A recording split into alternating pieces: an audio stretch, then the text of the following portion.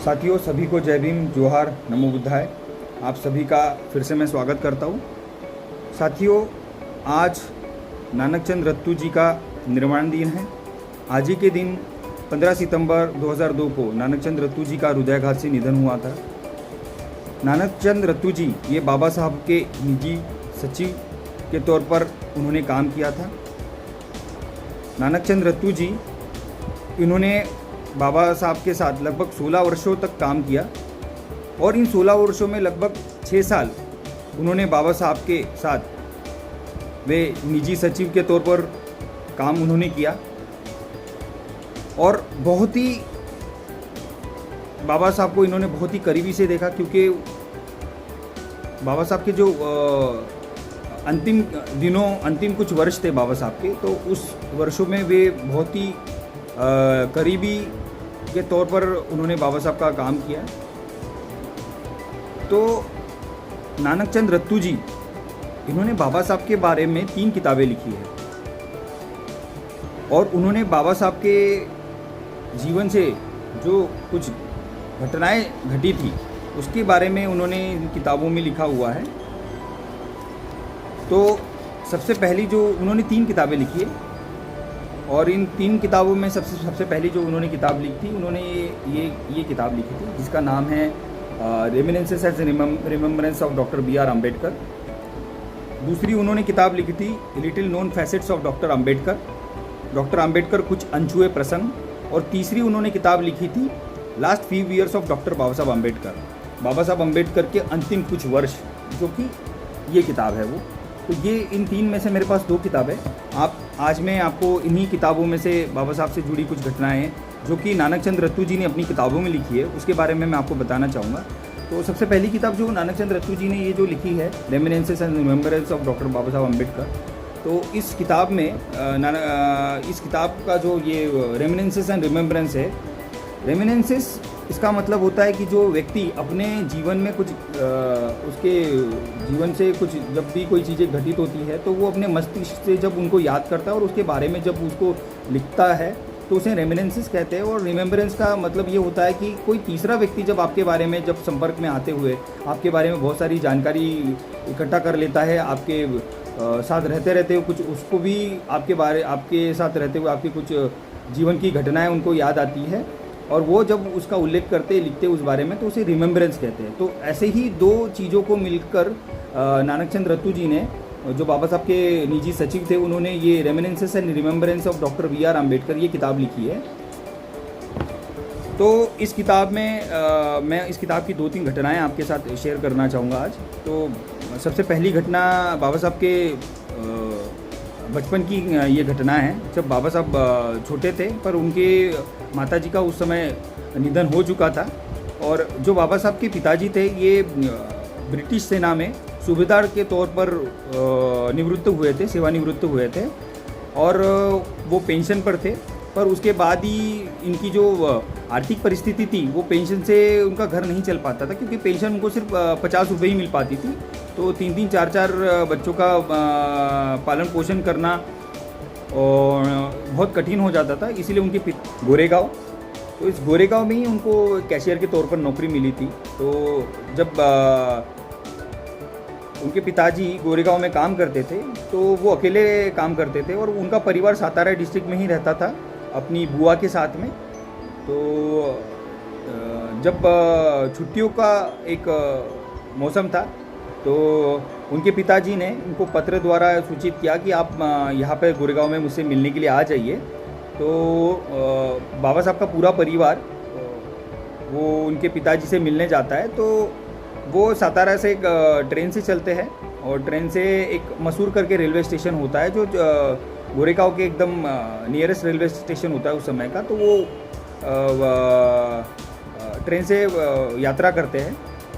तो बाबा साहब के जो पिताजी है वो अपने बच्चों को बहुत ही अच्छे से रखते थे, बहुत अच्छे कपड़ों में रखते थे और किसी को पता नहीं चलता था उस समय कि उनके कपड़े देख के कोई इनको पहचान नहीं पाता था कि मतलब ये अछूत है या और कोई निम्न जाति के लोग हैं, ये शूद्र है।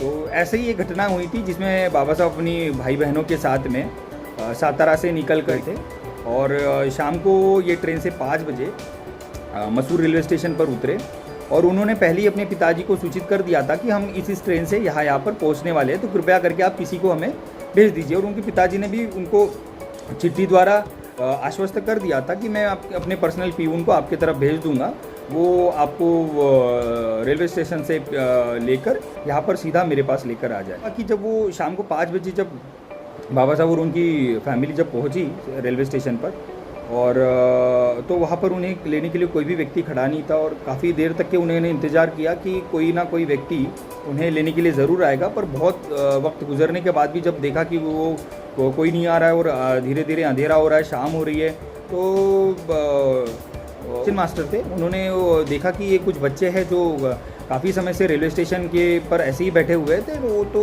वो जो स्टेशन मास्टर होते हैं वो उनसे मिलने के लिए आते हैं और ये बच्चों को पूछते कि बेटा क्या हुआ, आप यहाँ पर क्यों बैठे हो। और वो जो स्टेशन मास्टर होता है उन्हें पता नहीं चलता कि ये अछूत के बच्चे, क्योंकि उनके कपड़े बहुत ही अच्छे रहते, कोई उनके कपड़े देखकर कोई अंदाज़ा नहीं लगा सकता था कि ये मतलब शूद्र जाति के हैं। तो पहले तो वो स्टेशन मास्टर बहुत ही अच्छे से बात करता है उनसे, पर जैसे ही उसे पता चलता है कि ये शूद्र जाति के लोग हैं, ये अछूत लोग हैं, तो वो एकदम से दूर हो जाता है उनसे और बहुत ही गलत तरीके से उनसे बात करता है। फिर भी उसके अंदर में एक मानवता जगती है और बाद में वो सोचता है कि ठीक है, छोटे छोटे बच्चे हैं तो कम से कम इसको मुझे थोड़ी बहुत हेल्प करनी चाहिए। और वो जाकर एक टांगे वाला के लिए अरेंज करता है। पर टांगे वाले को भी जब ये बात पता चलती है तो पहले तो वो मना कर देता है कि नहीं, मैं अछूत लोगों को नहीं लेके जाऊँगा अपने टांगे पर। उसको बाबा साहब के जो बड़े भैया होते हैं, जो आनंद राव जिनका नाम है, वो कहते कि हम आपको दुगना भाड़ा दे देंगे, पर आप हमें चलिए, हमें शाम भी हो रही है और हमें अपने गंतव्य स्थान पर पहुंचना है। अंत में वो टांगे वाला मंजूर हो जाता है, राजी हो जाता है बाबा साहब को और उनके भाई बहनों को ले जाने के लिए। तो वो उन्हें बिठाता है टांगे में और ऐसे ही वो चले जाते हैं। पर वो 40 गाँव का जो डिस्टेंस होता है वो लगभग 15 से 20 किलोमीटर होता है। रास्ता ख़राब रहता है और साथ ही अंधेरा होता रहता है, तो उनको पहुँचते पहुँचते बहुत देर हो जाती है और बीच में अंधेरा भी हो जाता है। तो बच्चे बहुत घबरा जाते हैं। बीच में उन्हें एक जगह टांगे वाला अचानक, जहाँ पर कोई सुनसान सड़क होती है, वहाँ पे रुकाता है और कहता है कि आप यहाँ से मैं खाना खा के आता हूँ, आप भी खाना खा लीजिए और इसके आगे आपको पानी नहीं मिलेगा, तो सामने से ही पानी का एक स्रोत है, आप वहाँ पर जाइए और वहाँ से पानी ले लीजिए। तो बाबा साहब और उनके जो फैमिली होते हैं, भाई बहन होते हैं, वो वहीं पर टिफ़िन वगैरह करते हैं। पर जब वो पानी पीने के लिए जो उस पानी के स्रोत के पास जाते हैं तो देखते कि वो तो बहुत ही गंदा पानी है, वहाँ से तो मनुष्य क्या जानवर भी पानी नहीं पी सकते, इतनी गंदी बदबू वहाँ से आती है। और बाबा साहब आसपास के घर पे भी जाते हैं, पर उन्हें कोई पानी देने के लिए राजी नहीं पानी नहीं देता है, क्योंकि वो अछूत जाति से होने की वजह से। तो छोटे इस बचपन में आप देखिए कि उनकी पूरी फैमिली बहुत देर तक के बिना पानी के ही रहती है, बहुत प्यासे हो जाते हैं, उनको बहुत प्यास लगती है, पर उनको पानी नहीं मिल पाता है। और अंत में चलते चलते ये होता है कि वो एक जगह पे रुकते हैं और वो जो जगह है वहाँ पर वो पहुँच ही नहीं पाते जहाँ पे उन्हें पहुँचना होता है।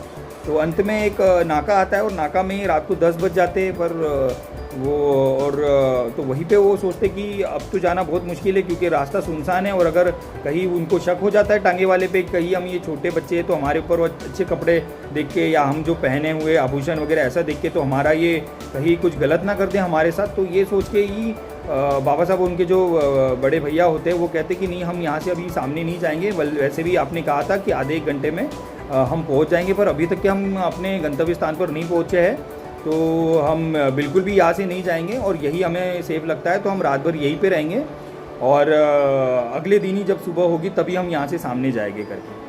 तो वो रात भी बहुत ही मुश्किल होती है, वहाँ पे भी उनको कोई पानी के लिए बहुत इधर उधर वो कोशिश करते पानी पीने के लिए, पर पानी उनके पास कहीं नहीं मिलता। खाना तो खा लेते हैं वो, पर आप सोचिए कि खाना खाने के बाद व्यक्ति को बहुत प्यास लगती है और उस छोटे से बच्चों को आप सोचिए कि उन्हें रात भर ऐसे ही रहना पड़ता, पहरेदारी भी करनी पड़ती है, एक एक करके वो पहरेदारी भी करते कि कहीं कोई उनके साथ कोई गलत ना कर दे या कोई उनके साथ लूटपाट ना कर दे, छोटे बच्चे हैं तो।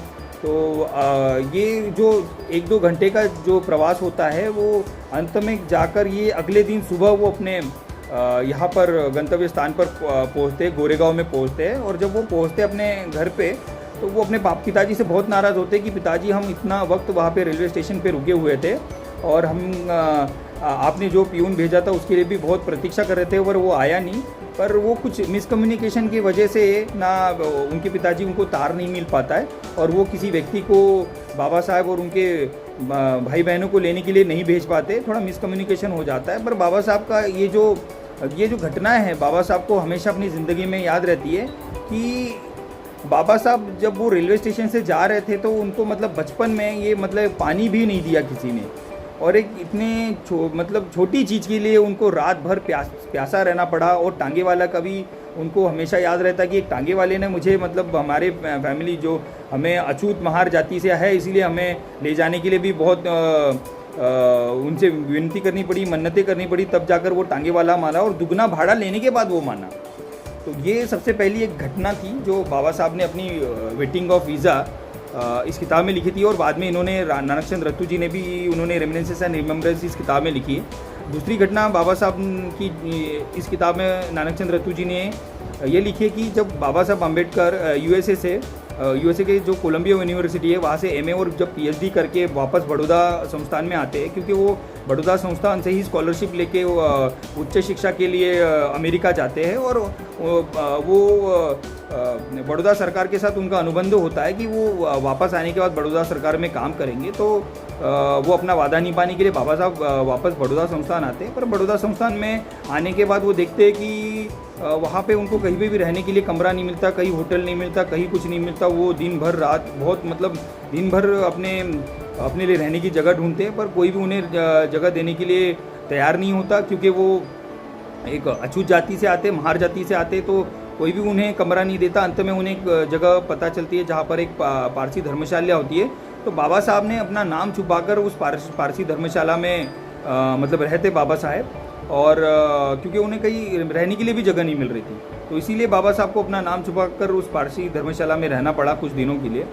और पर ये जो बात कुछ लोगों को पता चली कि एक महार जाति का एक अछूत व्यक्ति इस पारसी धर्मशाला में आकर रह रहा है, तो सारे उस वक्त के जो हमारे जो समाज में जो विषमता थी और जो बुरी सोच थी, जो उच्च नीचता की सोच थी, जात पात की सोच थी, तो कुछ लोग आते और उन्हें डरा धमका कर उनका सामान रातों रात वहाँ से निकलवा देते और उन्हें कहते कि बाबा साहब तुमने हमारे धर्म को भ्रष्ट किया है, तुम एक अछूत व्यक्ति रह के तुम हमारे पारसी इसमें कैसे रह सकते हो, यहाँ से तुम अभी के अभी खाली करो, नहीं तो तुम्हें बहुत मारा जाएगा, बहुत पीटा जाएगा।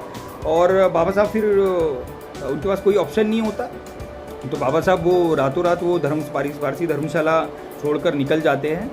और अगले दिन जो उनकी ट्रेन होती है तो वो कुछ विलम्ब होता है उस ट्रेन को। तो बाबा साहब आज का जो सयाजी उद्यान है जो बड़ौदा में, सयाजी गार्डन, तो वहीं पर बैठते एक पेड़ के नीचे और उनको बहुत ख़राब लगता है। बाबा साहब बहुत रोते हैं, बहुत दुख होता है उन्हें कि इतना मैं व्यक्ति हूँ, मैं जब बाहर में जाता हूँ तो मुझे इतना, दूसरे देशों में जाता हूँ तो मुझे इतनी वहाँ पर रिस्पेक्ट मिलती है, मेरी नॉलेज की इतनी कदर किया जाता है, पर मैं देखता हूँ कि मेरे ही देश में मेरे ही समाज के लोग और मेरे ही भाई बहन लोग मेरे साथ ऐसा छुआछूत का व्यवहार करते, जात पात का व्यवहार करते। मैं इतना पढ़ा लिखा हूँ, इतनी डिग्रियाँ हैं मेरे पास, फिर भी लोग मेरे साथ ऐसा व्यवहार करते हैं। तो बाबा साहब को इस चीज़ से बहुत दुख होता है, बाबा साहब बहुत रोते, उनको बहुत कष्ट होता है और ये सोचते कि अगर मैं इतना पढ़ा लिखा होने के बावजूद अगर ये लोग मेरे साथ इस तरीके से ज़्यादती कर सकते होंगे, तो जो मेरे समाज के जो दबे कुचले लोग हैं, जो अशिक्षित लोग हैं, जो किसान लोग हैं, जो वर्कर लोग हैं, जो कामगार लोग हैं, उनके साथ ये किस तरीके से पेश आते होंगे, उनकी कितनी मतलब विकट समस्या होंगी मेरे से भी ज़्यादा।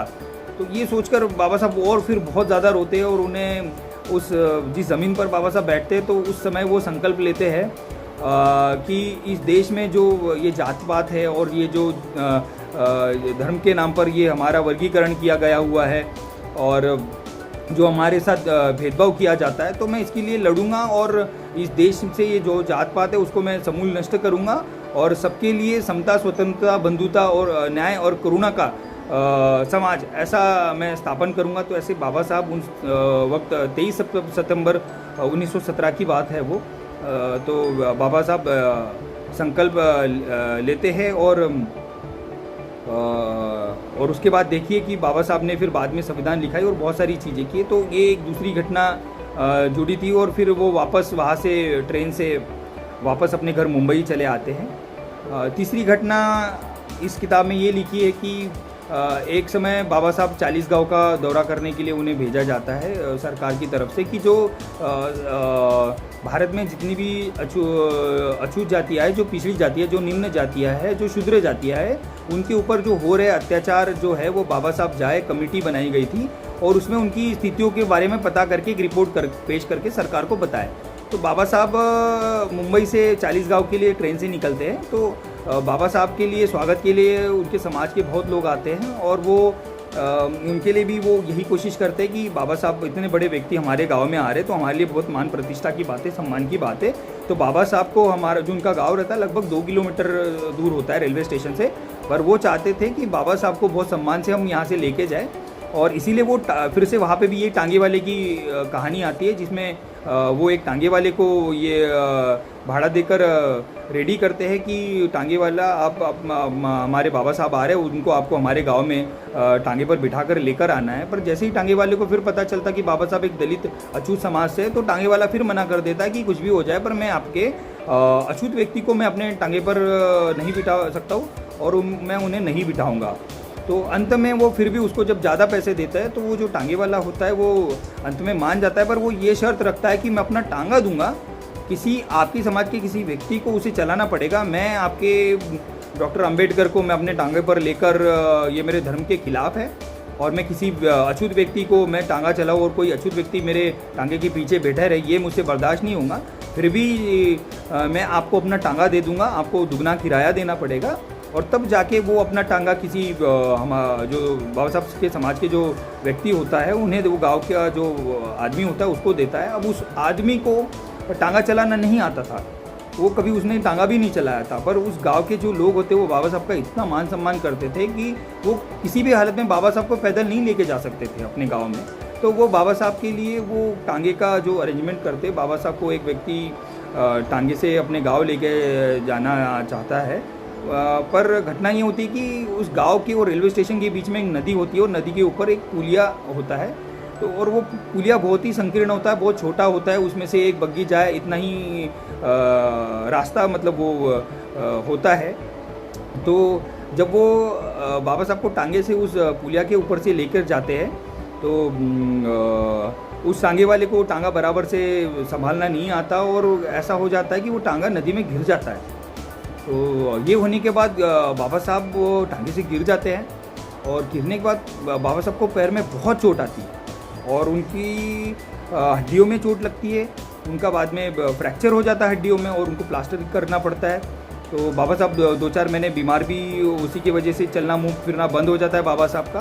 पर बाद में ये बाबा साहब को इस बारे में पता चलता है कि इस तरह की घटना हुई है और ऐसा ऐसा हुआ है करके। तो बाबा साहब को भी इस चीज़ से बहुत ही पीड़ा होती है कि देखिए मैं जिस चीज़ के लिए आ रहा हूँ और आज भी वो मतलब वहाँ पे भी यही समस्या है। उनको अपने बचपन की फिर से याद आती है कि बचपन में भी जो उनके साथ जो घटना हुई थी तो तब भी मतलब यही हुआ था और आज भी बड़ा होने के बाद भी। और वो ये जो चोट है बाबा साहब को, बाबा साहब के अंतिम क्षणों तक बहुत चोट पहुँचाती है, ये वो जाती नहीं है और बाबा साहब को चलने फिरने में भी उनके अंतिम वर्षों में बहुत तकलीफ होती है, बहुत मतलब चलने फिरने में उनको बहुत तकलीफ होती है। तो ये भी एक घटना थी। तो ऐसी ये जो किताब है ये रेमिनेंसेस एंड रिमेम्बरेंस, इनमें से 3 घटना इन्होंने लिखी है इस किताब में नानक चंद रत्तू जी ने। तो ये कुछ घटनाएं थी इसमें। और जो उनकी तीसरी किताब है जो कि मैंने आपको बताया जो मेरे पास है, जो बाबा साहब डॉक्टर बाबा साहब अम्बेडकर के अंतिम कुछ वर्ष, तो इसमें मैं आपका 2 घटनाएं आपको बताऊंगा। उसमें सबसे पहली घटना ये होती है कि एक समय बाबा साहब जब 26 अलीपुर रोड रहते थे, उस दिल्ली की बात है, जब वो उन्होंने लॉ मिनिस्टर से रेजिग्नेशन दे दिया था। उसके बाद वो दिल्ली में 26 अलीपुर रोड के बंगले पर रहते थे। तो उनका जो बंगले का चौकीदार था, एक समय की बात है कि वो बहुत बीमार रहता है तो बाबा साहब को जब ये पता चलता है तो बाबा साहब उनको मिलने के लिए जाते हैं और उनको पता चलता है कि उनका चौकीदार बहुत ही बीमार है। और तो जब जब जब उनका चौकीदार देखता है कि बाबा साहब उनसे खुद मिलने आ रहे हैं तो वो खुद के अपनी समस्या के बारे में बाबा साहब को बताता है कि बाबा साहब मेरी तबीयत बहुत ज़्यादा ख़राब है और मुझे डर लग रहा है कि कहीं ना कहीं मुझे कुछ हो ना जाए। अगर मुझे कुछ हो जाता है तो मेरी पत्नी को देखने वाला कोई नहीं है और मुझे डर है कि अगर मैं चले जाऊँ तो मेरी पत्नी कहाँ जाएंगी, उसको कौन देखेगा। तो वो बाबा साहब से विनती करता है कि बाबा साहब मैं आपसे विनती करता हूँ, प्रार्थना करता हूँ कि अगर मुझे कभी कुछ कम ज़्यादा होता है तो आप कृपया करके मेरे पत्नी का ख्याल ज़रूर रखना, क्योंकि मेरे अलावा उसका और कोई नहीं है। पर इस पर बाबा साहब उन्हें बहुत ही अच्छा जवाब देते और बहुत मतलब मैं क्या बोलूँ, मैं आपको बताऊंगा बाबा साहब ने मतलब क्या एग्जैक्टली क्या बोला था, आपको भी दिल को छू लेने वाली वो बात है। तो बाबा साहब उसको सांत्वना देते हुए कहते हैं कि हर व्यक्ति को एक ना एक दिन मरना ही है, मुझे भी एक दिन मरना है, मृत्यु से बचने का कोई उपाय नहीं है, फिर इतनी चिंता किस लिए।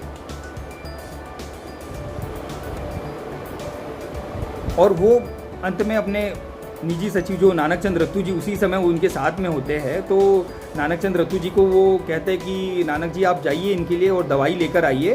और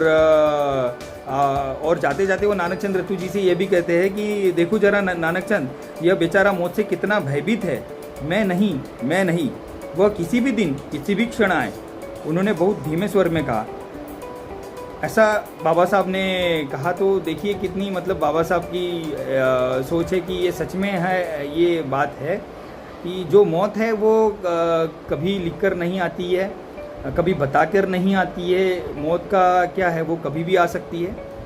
तो इसलिए हमको घबराना नहीं चाहिए और हमें हमारे जीवन में अच्छे से अच्छा काम करते रहना चाहिए, मानवता की सेवा का काम करते रहना चाहिए। तो ये घटना है इस किताब में जो लिखी है। और जो सबसे अंत की जो एक घटना है जो मैं आपको बताना चाहूँगा कि वो घटना है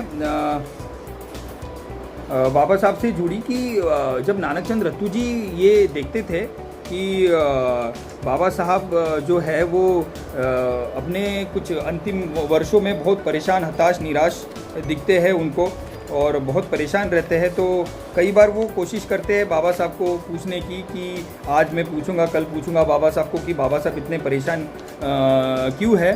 तो वो बाबा साहब को एक दिन 30 जुलाई की बात है, तो 1956 की बात है ये। तो वो एक दिन बाबा साहब से पूछते कि बाबा साहब मैं कुछ देख रहा हूँ कि आप कुछ दिनों से बहुत ही निराश, हताश और बहुत ही दुखी लग रहे हैं। मैंने कई बार आपको अकेले रोते हुए भी देखा हुआ है।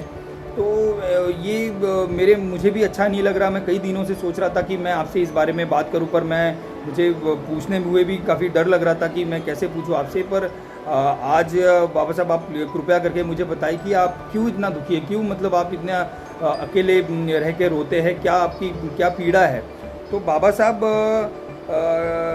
उसे कहते हुए ये 4-5 चीज़ें जो साथियों मैं आपको बताऊँगा वो ज़रूर आप इसको बहुत ध्यान से सुनिए। ये बहुत ज़रूरी चीज़ें हैं, ये शायद ही आपको कभी ये सुनने के मिलेंगी। पर और बाबा साहब ने अपने जीवन का जो अंतिम चीज़ जो बताया था, जो अंतिम संदेश जो बताया था, वो भी इस घटना में उसका उल्लेख है, वो भी मैं अंत में आपको बताऊंगा। पर सबसे पहले ये जो उन्होंने बात कही थी, उन्होंने कहा था तुम लोग नहीं जानते कि मुझे किस बात का कष्ट है और किन कारणों से मैं इतना दुखी हूँ। तो बाबा साहब जो पहली उनकी चिंता रहती वो उस चिंता के बारे में कहते और बताते हैं कि पहली चिंता मुझे यह है कि मैं अपने जीवन को, अपना जो मिशन है अपने जीवन का, मैं उसे पूरा नहीं कर पाया। मैं अपने जीवन में अपने जो लोग हैं उनको मैं शासक वर्ग के तौर पर उसे देखना चाहता था। वे अन्य वर्गों की तरह समान रूप से राजनीतिक शक्ति के हिस्सेदार बने। तो बाबा साहब ये चाहते थे कि उनके जीवन काल में ही जो हमारे समाज के लोग हैं वो राजनीतिक सत्ता के स्थापित हो जाए। इसीलिए बाबा साहब ने कहा था कि जाओ और अपने दीवारों पर लिख दो कि ये तुम इस देश के शासक हो। तो ये इस बात में इसका उल्लेख होता है। और पर उसमें बाबा साहब आगे कहते हैं कि मैं तो अब लगभग अपंग हूँ, क्योंकि बाबा साहब को जो बचपन एक टांगे से जब गिरते उनको जो पैर में चोट आती है और उनको उस समय डायबिटीज़ भी हो जाता है, तो बहुत उनका चलना फिरना बहुत मुश्किल हो जाता है उस समय। तो वो कहते हैं कि मैं लगभग अपंग हूँ और बीमारी के कारण बिस्तर से लग गया हूँ। जो कुछ मैं प्राप्त कर सका उससे कुछ पढ़े लिखे लोग ही उसका मौज उड़ा रहे हैं, और वे अपने कपटपूर्ण कार्यकलापों के कारण बिल्कुल व्यर्थ है। उनके मन में अपने दलित भाइयों के प्रति कोई सहानुभूति नहीं है। वे तो मेरी परिकल्पना से भी आगे निकल गए, केवल अपने लिए और मात्र अपने हित लाभ के लिए ही काम कर रहे हैं। उनमें से कोई भी सामाजिक कार्य करने को तैयार नहीं है, अपनी ही तबाही का कारण बन रहे हैं। मैं अपना ध्यान उन असंख्य ग्रामीण अशिक्षित लोगों की ओर लगाना चाहता था जो अभी भी कष्ट सह रहे हैं और उनकी आर्थिक स्थिति जो की त्यों बनी हुई है, पर लगता है जीवन थोड़ा ही बचा है। तो ये बाबा साहब ने अपने जीवन में की जो अंतिम वर्ष थे उनमें ये बातें कही थी। उनको बहुत पीड़ा होती थी कि कुछ लोग पढ़ लिख गए, नौकरियां लग गई उन्हें, और पर वो अपने बाल बीबी बच्चों के ही बारे में सोचते, अपने समाज के बारे में सोच नहीं है। समाज कार्य के लिए वो आगे अपने लिए समय नहीं निकाल पा रहे हैं, सिर्फ अपने ही बारे में सोचते हैं। तो इस चीज़ से उन्हें बहुत पीड़ा होती थी। और दूसरी उनकी पीड़ा थी कि बाबा साहब ने अपने जीवन के अंतिम वर्षों में 3 किताबें लिखी थी, जिनका नाम था बुद्धा एंड कार्ल मार्क्स।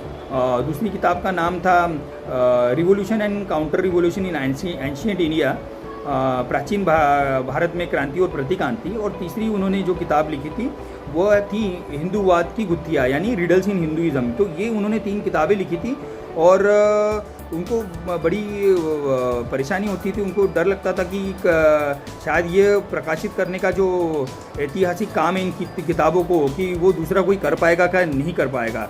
यह सोचकर बाबा साहब को बहुत ज़्यादा पीड़ा होती थी।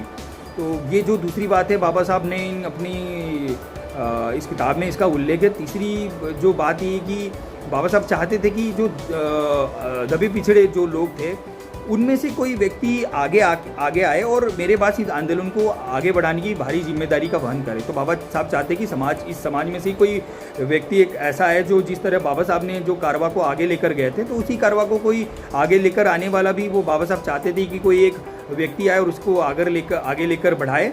पर बाबा साहब ने देखा कि जो मेरे अनुयायी हैं, जो मेरे साथ काम करते हैं, जो मेरे सेनापति रह चुके हैं, वो धीरे धीरे मेरा पूरा भरोसा मतलब विश्वास था उनके ऊपर, पर कहीं ना कहीं वो सिर्फ नेतृत्व और शक्ति के लिए आपस में ही लड़ रहे हैं।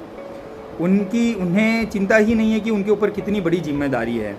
तो बाबा साहब ने कहा था, मैं इस देश की और इसके निवासियों की अब भी सेवा करना चाहता हूँ। तो ये जो 4 चीज़ें थी, इनको इन 4 चीज़ों से बहुत पीड़ा होती थी। और बाबा साहब ये जब उनको बता रहे थे तो बाबा साहब की आंखों में भी आंसू आ रहे थे। साथियों, मुझे भी आपको ये बताते हुए मतलब सच में मुझे भी बहुत पीड़ा हो रही है। और इसीलिए बाबा साहब ने एक अपना अंतिम संदेश था साथियों। उन्होंने कहा था कि जो मैंने ये कारवा लाया, बड़ी मुश्किल से, बहुत ही असहनीय पीड़ा आया हूँ मैं इस कारवा को यहाँ तक के। तो जो मेरे समाज के लोग हैं, मेरा उनका अंतिम संदेश यही रहेगा कि इस कारवा को जितना आगे लेकर जाना चाहे उसको आगे ही लेकर जाना चाहिए, आगे लेकर चले। उसको किसी भी कीमत पर, मतलब अगर नहीं लेकर जा सकते तो किसी भी कीमत पर उसके पीछे वो लगे तो यही जहाँ तक मैं लाया हूँ उसे वहीं पर छोड़ दे, पर किसी भी हालत में उसको पीछे ना छोड़ दे। तो बाबा साहब का ये बहुत ही बड़ा हमारे लिए एक अंतिम संदेश था जो बाबा साहब नानक चंद रत्तू जी ने, उन्होंने अपनी ये जो किताब है डॉक्टर बाबा साहब के अंतिम वर्ष, इस किताब में उन्होंने उसका उल्लेख किया हुआ है। मैं चाहता हूँ कि आप ये दोनों किताब जो मैंने आपको बताया, reminiscences and remembrance of doctor B R Ambedkar, Baba Saheb Ambedkar के कुछ अंतिम वर्ष, और जो मैंने तीसरी किताब बताई, तो आप भी सभी लोग इन किताबों को खरीदेंगे और बाबा साहब के बारे में आप जानने की कोशिश करेंगे। तो साथियों, मैं अंत में यही कहना चाहूँगा कि मेरी तरफ से मैं नानक चंद रत्तू जी को के ऊपर नमन करता हूँ और सभी को मेरा जय भीम, नमो बुद्धाय, जोहार।